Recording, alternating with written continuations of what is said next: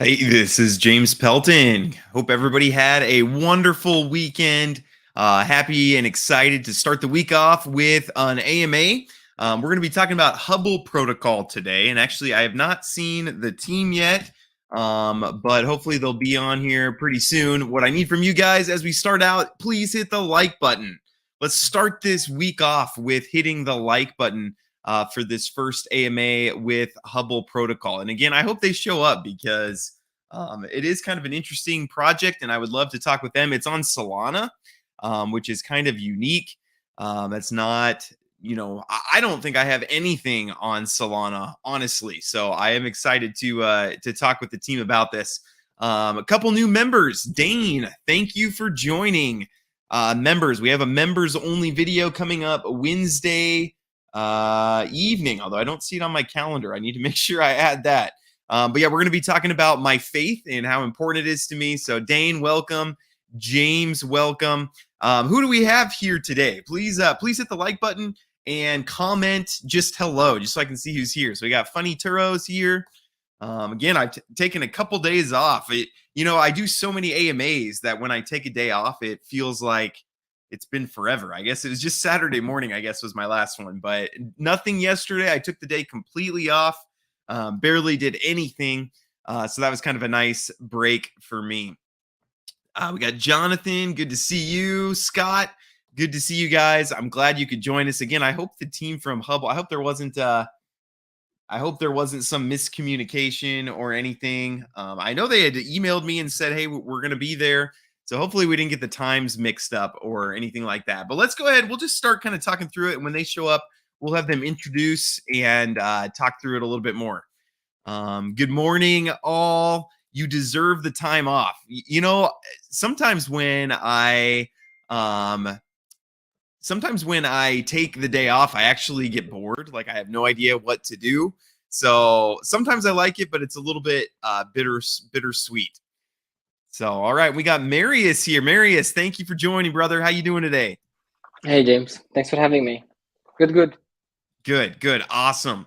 Yeah, thank you so much for joining us here today. I just introduced and welcomed my audience for another week of AMAs. So, Marius, could you go ahead and start off by just introducing yourself and give a little bit of your background as we get going here? Yeah. So I'm the co-founder of Hubble Protocol, which is a borrow/stablecoin protocol in Solana. And we recently also incubated another project called Camino Finance, which is a user-friendly market-making protocol for stablecoins and pegged assets. So in Hubble, you can deposit Bitcoin and Sol and take a loan. And in Camino, you can deposit your stable coins and you can, we make it earn fees. We concentrate the liquidity such that it's optimized for earning fees for market making for the stable coins and for the pegged assets. And my background, was before all of this, I was a software engineer working with exotic derivatives, writing C++, and was very deep into finance, and I was very fascinated by the domain. Yeah, no, absolutely. Okay, well, I'm really excited for this one because I haven't really done anything with my audience on Solana. Okay, so I think I'm excited just to give them exposure to that chain and just kind of see what's going on over there. Can you maybe start? Well, first, can you start by doing an elevator pitch? You kind of already did this, but what exactly is Hubble Protocol setting out to do? It allows people to borrow against their collateral. So most people have long-term holdings, let's say Bitcoin, Sol, ETH, and they just sit there in their wallet doing nothing, for example. If you are careful enough, you can actually deposit your collateral into a smart contract and take a loan. And when you return the loan, the amount you borrowed, you'll get access back to your collateral. So it's as if your collateral just sat there. But in the process, you can use that loan to do things like farming or buying other things or trying to earn yield in a different way. So it allows you to make your existing collateral more productive. Okay, no, that makes a lot of sense. And for those of us who are more used to like AVAX and BSC and ETH and those other chains, what would you say is unique about Solana? Or what would you kind of say people who haven't been on Solana, what do they need to know about the chain as what's kind of different about it or the ecosystem there? Solana is the fastest blockchain out there. And the reason why this is important is because it allows smart contracts and participants in the blockchain to react faster to events. So for example, in Ethereum, because it's slow, all the smart contracts, they need to set much more strict capital requirements for loans or for other things, because it takes a long time for them to react. Whereas in Solana, because it's so fast and it's so cheap, smart contracts can relax those constraints and allow you to have more capital efficiency.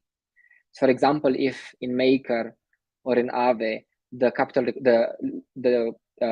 collateral ratio are something above 150% or around 70%, or let's just call it like 60% LTV, in Solana you can go to 80% LTV, for example, and feel good about the fact that you'll react fast enough to liquidate if you need to liquidate.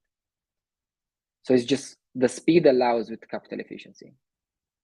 Okay, nope, that makes a lot of sense. And then you mentioned Camino Finance. Can you tell us a little bit about Camino? Is that a completely separate project or is it related?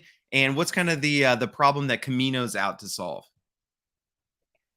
So Camino is built on top of another kind of AMM that was recently developed called CLMM. And Camino makes it very easy for users to participate in that sort of liquidity provisioning. So we all know how in 2020 we were all doing like liquidity mining, depositing in Uniswap and farming.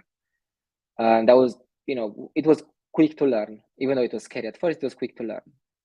But we realized later that that sort of liquidity mining mechanism was very capital inefficient. So people developed Uniswap v3, which is much better but more complex. And Camino abstracts away all of that complexity and makes it as simple as Uniswap v3 for users to participate in Uni v3 style liquidity mining, liquidity provisioning. And the reason why this is good is that, for example, in a Uniswap v2 position, let's say you have 1 million TVL for 2 stablecoins.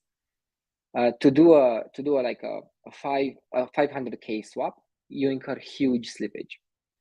Like you can't swap worth of 1 million. You can swap max like 500k, and then you have very big slippage, which essentially means capital inefficient. Whereas in a Uniswap v3 position, you can actually have 1 million TVL and do a 500k swap with 0 slippage, and or close to 0 slippage. So it's just, you can do many more things, but it's more complex. And of course, it involves also other risks. But Camino is set out to basically make it simpler for users to participate in that. It services this sort of participation. And the people that need this, for example, we have all seen how Curve in Ethereum was this battleground, but also a platform for stablecoins to acquire liquidity. Faye, Frax, DAI, they all need Curve to have deep liquidity for the stablecoin to be useful. And that's the same kind of thing that Camino solves. So all the stablecoins that need deep liquidity, because if a stablecoin is not pegged to $1, then it's not longer a stablecoin. And if it doesn't trade at $1 for big size, then that means you don't have deep liquidity, so it's unusable. So Camino allows stablecoins to concentrate their liquidity at $1, such that more swaps are facilitated, such that people can trust the stablecoin.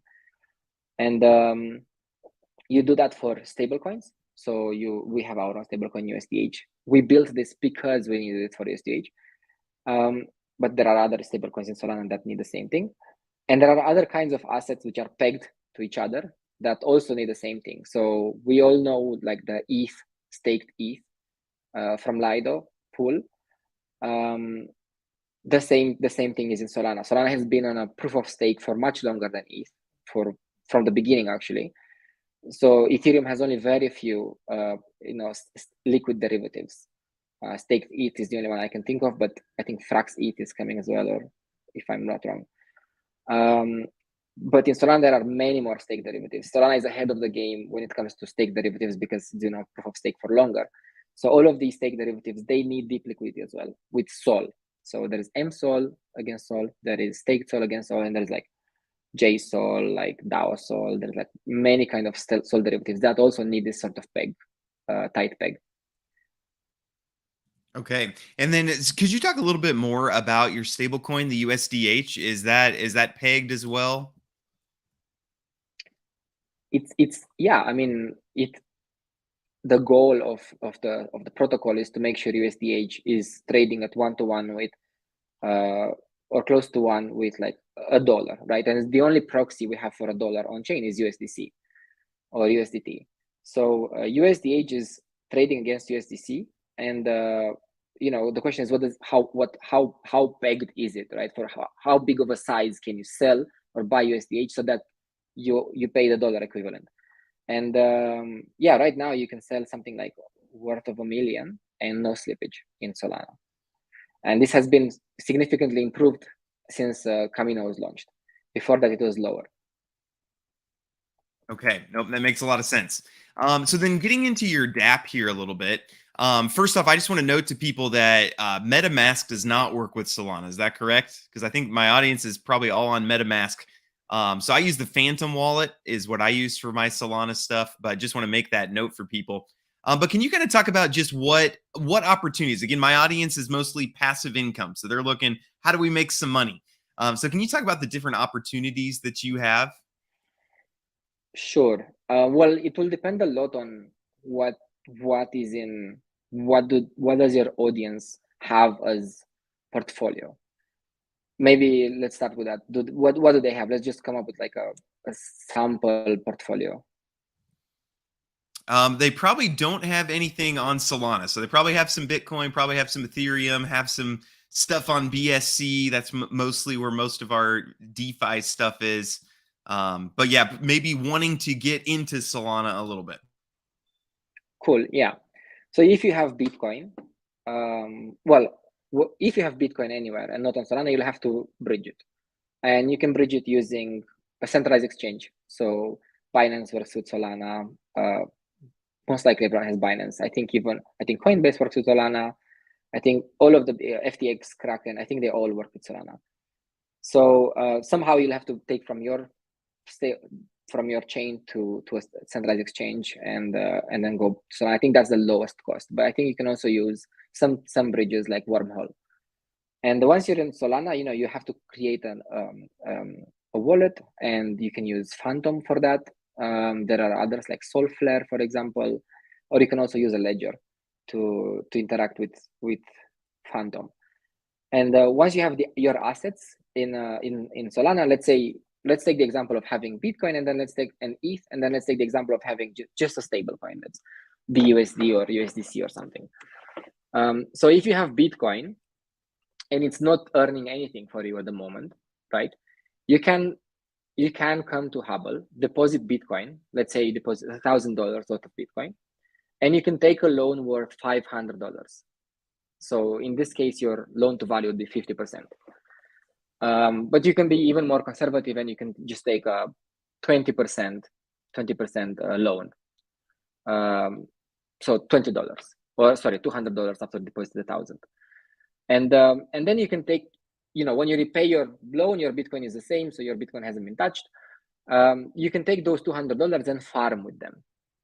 You can take USDC or USDH and go to Camino.finance and deposit USDH in Camino.finance and start earning from trading fees, because USDH is earning fees through the swapping trading volume.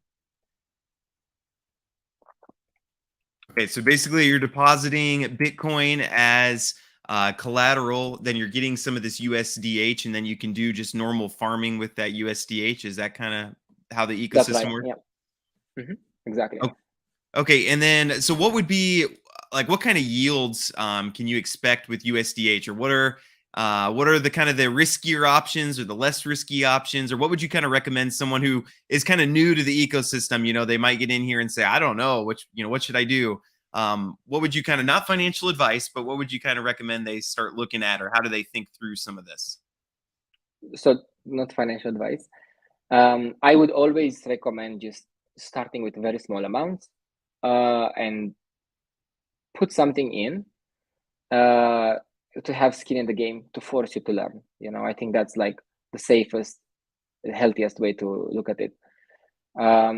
So this earn page is not super complete. If you go to Camino.finance, we have other APRs which are also very interesting.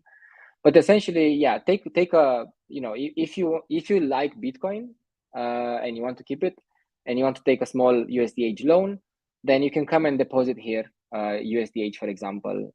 Put $20, wait 10 days, and see what is your return on USDH USDC. So for example, if we look at USDH USDC, that one is a pair which it's stable to stable, so it does not have directional exposure. So, well, as long as none of the coins depeg to each other.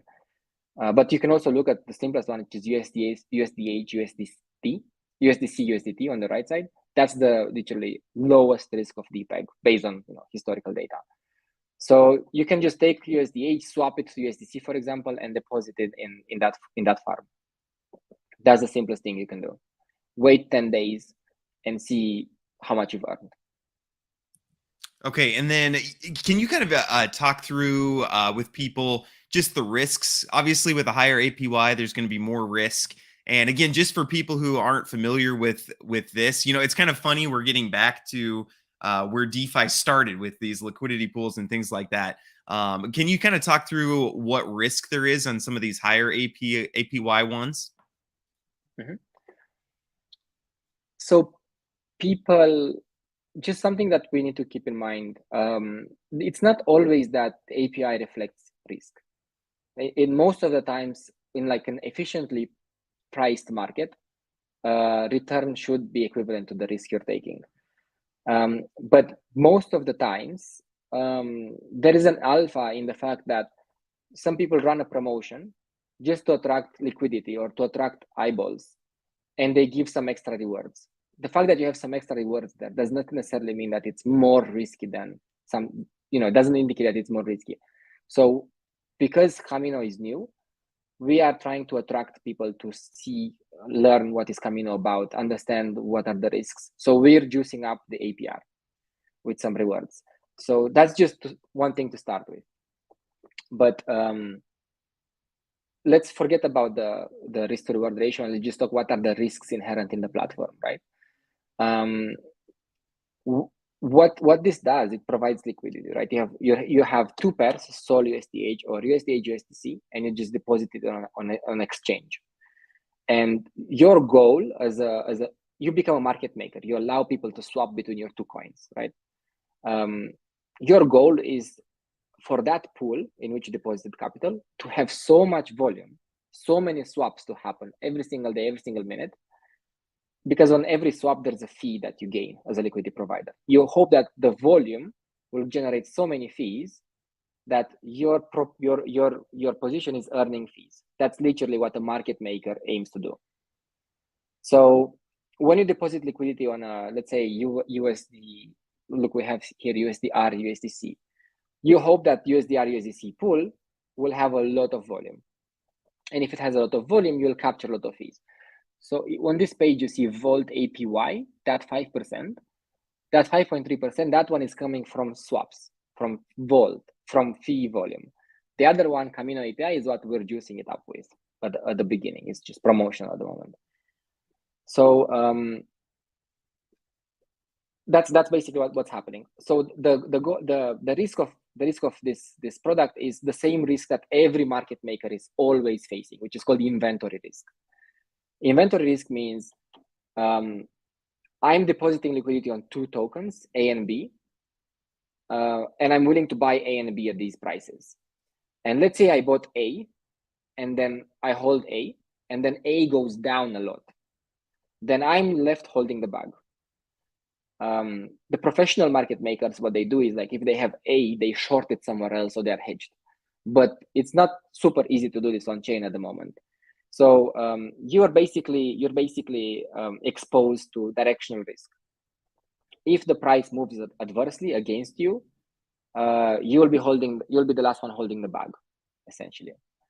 And you know, in Camino, we aim to derive some sort of like market making rules, such that if prices move, we move with the price, and we rebalance whenever it's necessary, such that even if we rebalance, we capture more fees. But this is essentially the risk. You know, you're depositing into something that the price moves against you, so you're left holding the bad token. So, for example, let's go. If you go back and let's say we choose. So let's say we choose a volatile asset, right? So USDH Sol. In this case, if Sol goes down, everyone will sell the Sol to you, and you'll be the left holding Sol, essentially, and the Sol keeps going down when you provide liquidity. In this case, depends what your view is. Yeah. Okay. No, that makes a lot of sense. We have a few questions from the audience. First off, Camino is available to use right now, right? Like this website's live and going. Okay. So that's the first question. And then any plans to introduce single staking Sol or USDC or USDT in the future? It depends what you mean by single staking, you know. The short answer is yes. That's coming in around a month, potentially. But it really depends on what single staking means. If you want to do like a one-click deposit, you can go to this page and literally deposit 10 Sol, for example, and it will allow you to just deposit Sol. The smart contracts, actually the UI will sell half for you and deposit both in the smart contract. So the UX is like really smooth. So you don't have to like find out what ratio do I need to do. So it looks like it's single-sided deposits, but it doesn't mean single-sided exposure. So the pool itself still has exposure to both coins. To have pure single-sided deposits, single-sided staking, only lending markets can do that. So when you lend to someone Sol, you earn pure Sol APY. So that's not yet available at the moment. Okay. And then, can we talk through, again, just trying to help my users kind of think through, hey, here's how you might use this to make money. So if we go to like the Hubble, we'll go back to the Hubble website, and let's say they have some Bitcoin sitting around. We'll say that's not doing anything. It's just sitting in their centralized exchange, not doing anything. So first thing you can do is you can go to Hubble and you can borrow, depositing some Bitcoin, and you can borrow USDC H out of that. Do you want to talk about how like liquidations? I know that's something that everyone's concerned about is liquidations. They've heard about that before. And can you talk about how that works in here with the loan to value? Of course. So let's just take a simple example. You deposit $100 worth of Bitcoin, and you take $50 worth of USDH. You're taking a loan, right? You're taking a loan, and you're promising to come back and pay that loan at some point. And if you never come back and pay that loan, and the value of your collateral drops, we will have to sell your collateral to cover the debt. Like that's otherwise the protocol becomes insolvent. Otherwise, the protocol has issued more loans than assets that it has on the book. So essentially, that's the basics of borrowing, right? And currently the LTV is 80%. And if you get liquidated, if for example Bitcoin goes down to something like $60 of your loan, something like that, maybe you've taken $50 and you deposit 100, but it goes down to be worth 60 only, then we will liquidate you. The Bitcoin will be sold, and you will receive back only like something like 9% of your original Bitcoin, because the liquidation penalty is 10%. We liquidate you at 80. You'll remain with 80 after the whole process. but you still keep your USDH that you Okay. have taken. And yeah. Yes. Nope, that makes a lot of sense. Do you have kind of like recommendations that you guys have for what loan to value people should keep? Again, just for people who are new to this, you know, I don't want people going in. Like, do you guys have recommendations for people?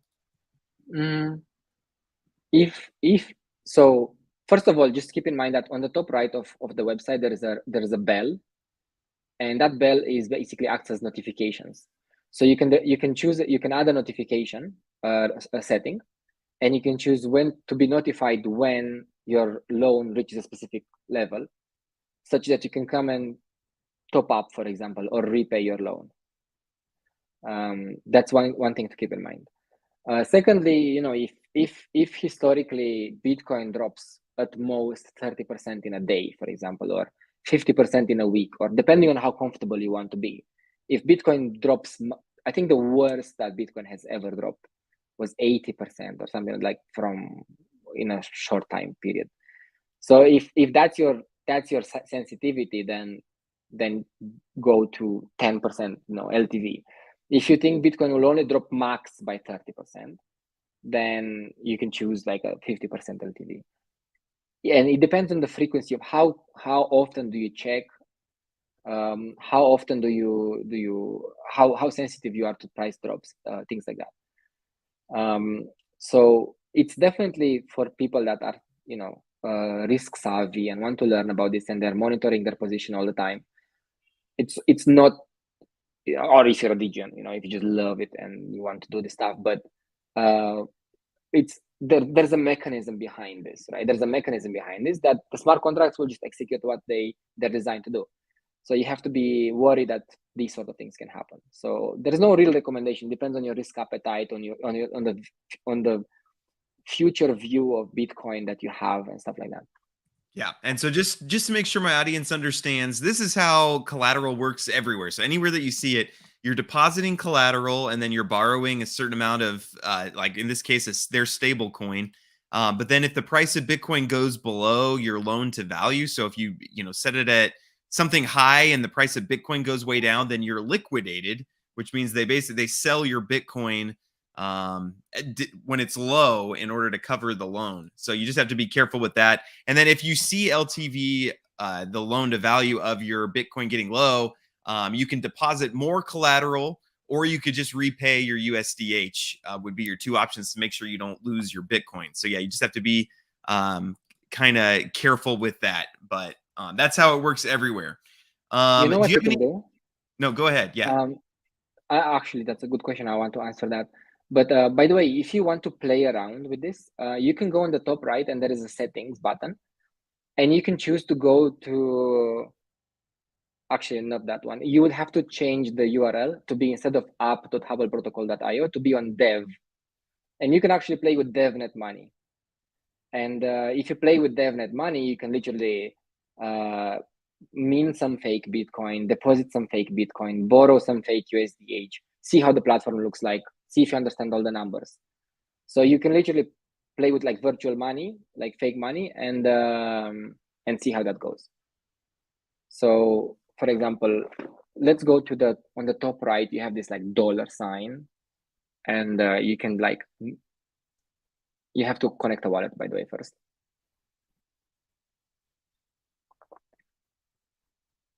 Cool. Then you can just create a Bitcoin account in there. This will just create fake Bitcoin on DevNet. You might need some Solana at the bottom. So if you scroll down to the bottom, you need to airdrop yourself some fake Sol. Yeah, you have airdrop there. This is cool. Can do, yeah. And then go back to Bitcoin and create it again.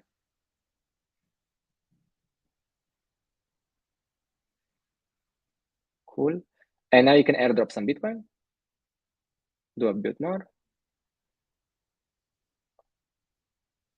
Yep. So you have some Bitcoin. Now you can go to the main borrow page. And choose the DeFi. Yeah. And choose that DeFi treasury. Cool. Accept. Yeah. And literally you can deposit 2 Bitcoin. Yep. And you can take a loan in USDH.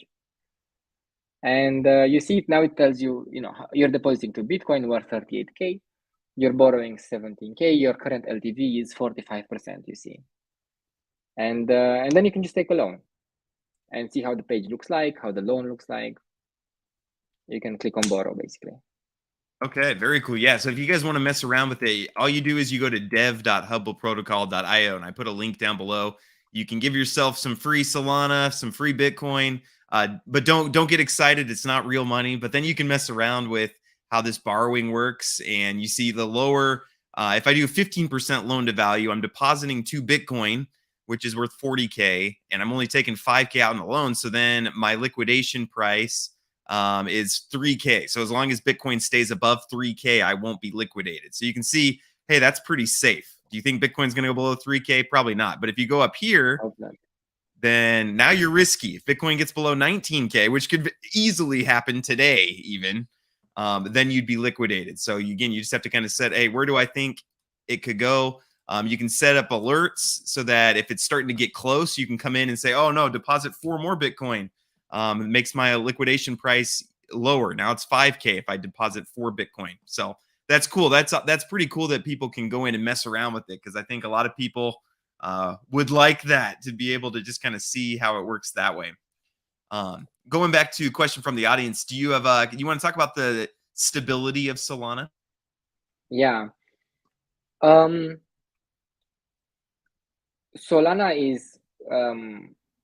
has had a lot of upgrades in the past and hasn't had an issue in months.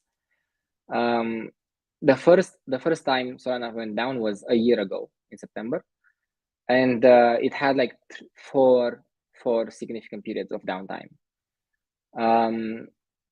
It has received a lot of FUD, which is well earned. Every single person that works in Solana knows how hard the core team works, and they have pushed like really substantial upgrades. And just to briefly explain why Solana went down, it's so cheap and so fast to transact on Solana that because of some NFT mints, people were spamming the network. And the solution to that was to actually implement some sort of like logic on the validators to know who is sending the transaction to what IP. And now they implemented this thing, and it's being rolled out. And if they identify spammers, they will reduce all of their requests to be just one. So basically, it's the same problem that every single website is facing. It's a great problem to face because you have so much traffic. So what people do, they put like DDoS protections or CAPTCHA or stuff like that. So that's basically the solution. Right now, they can block spammers. And it's not per wallet, it's per IP. A lot more solutions have been put in place. For example, Ethereum is getting extremely crowded or like heavy traffic. The fees are raising, and because the fees are raising, people are no longer incentivized to send transactions or to spam, because you have to spend so much, hundreds of dollars, to get a transaction through. Solana has also introduced that, but not in the sense that you're forced to pay the fee, just like in Ethereum. As soon as fewer and fewer transactions are getting through, people can offer to bribe the validator to prioritize the transaction. So we will soon, very soon, have optional gas bribe on Solana. So it's essentially these two together will really make a huge effort, make a huge progress for Solana. And apart from the fact that it has gone down, even when it was in extremely like heavy traffic and like doing very little, it was still doing 10 times more transactions than most of all of the blockchains. So ETH, I think ETH does something between 15 and 30 per second. Solana right now does something like on average 3,000 per second. And with the recent upgrades we saw on testnet, we have seen some examples of going up to like 12,000 per second, which is orders of magnitude higher than ETH. Yeah. So the only issue of stability is a valid concern, and they're taking it extremely seriously. It will take a while until people, we'll stop having this like gut reaction that, oh, Solana goes down all the time.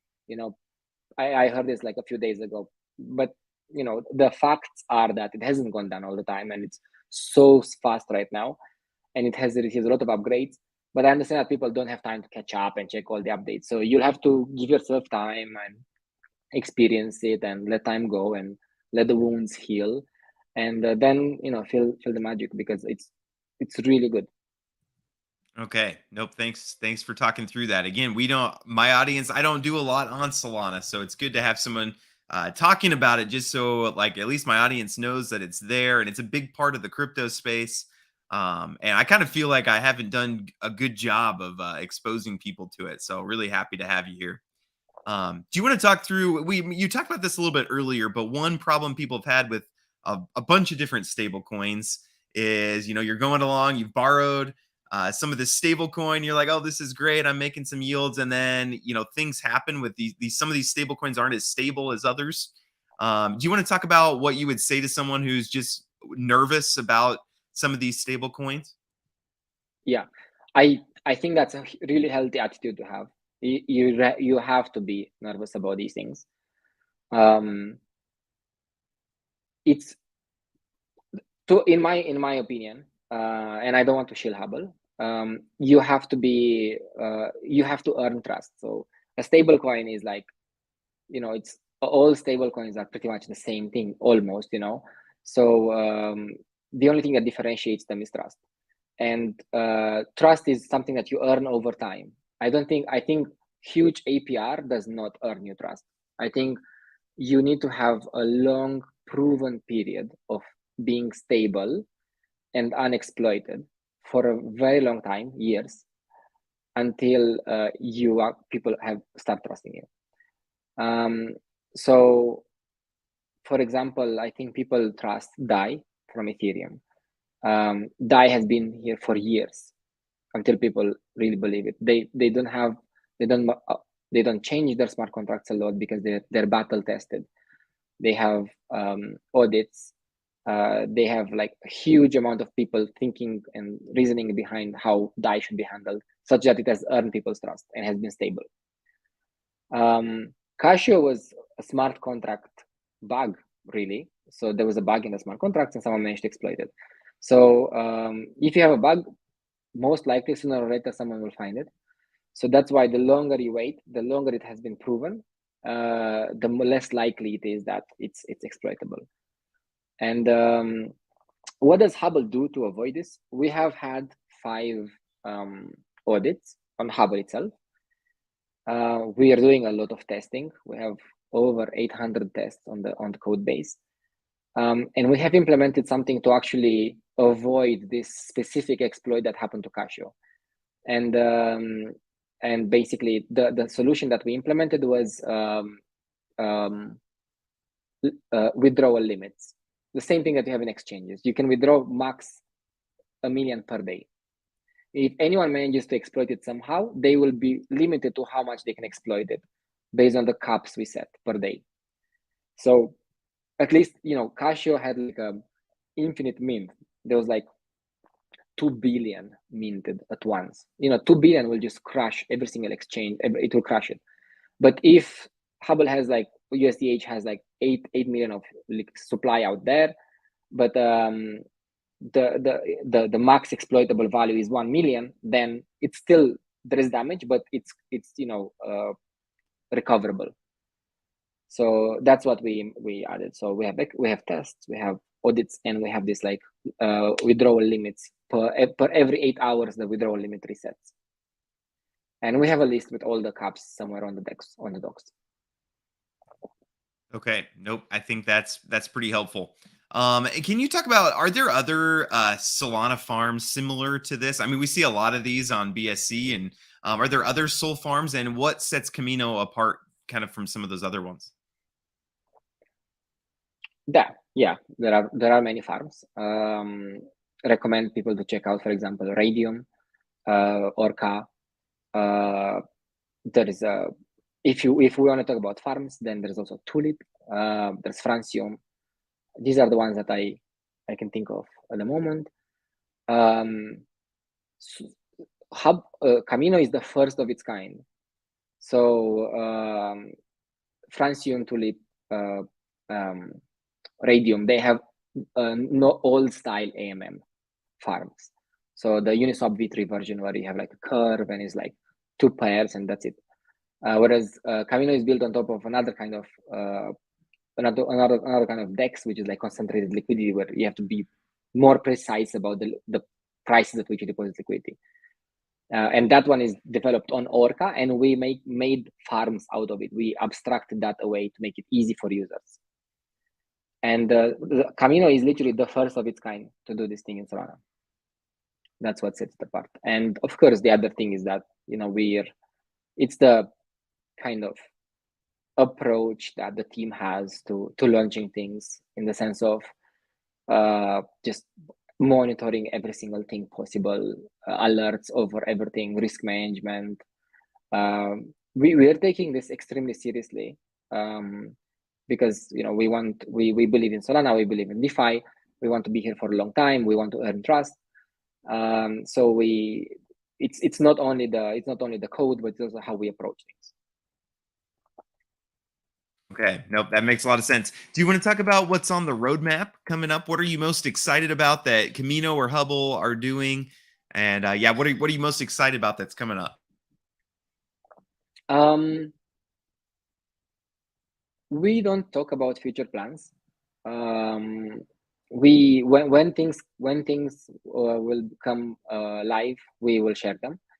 We don't want to set wrong expectations, and we want to be able to take the freedom of changing our minds if need be. I think the team has proven that it has delivered on a lot of things that it basically set out to do at the beginning. But we don't promise many things. We have internal roadmaps, but you have to wait and see, check us out. But we are very excited about all the ideas we have. Yeah.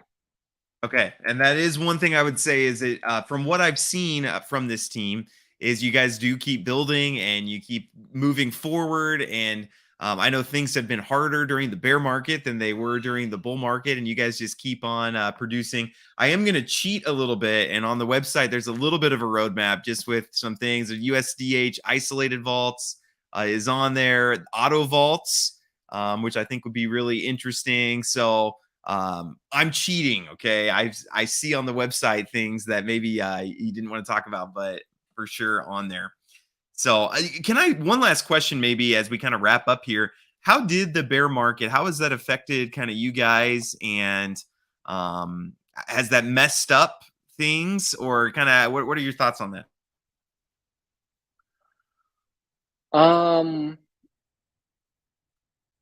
The big problem, it's like a blessing and a curse, when there's a bull market, everything pumps, so you can't distinguish noise from signal.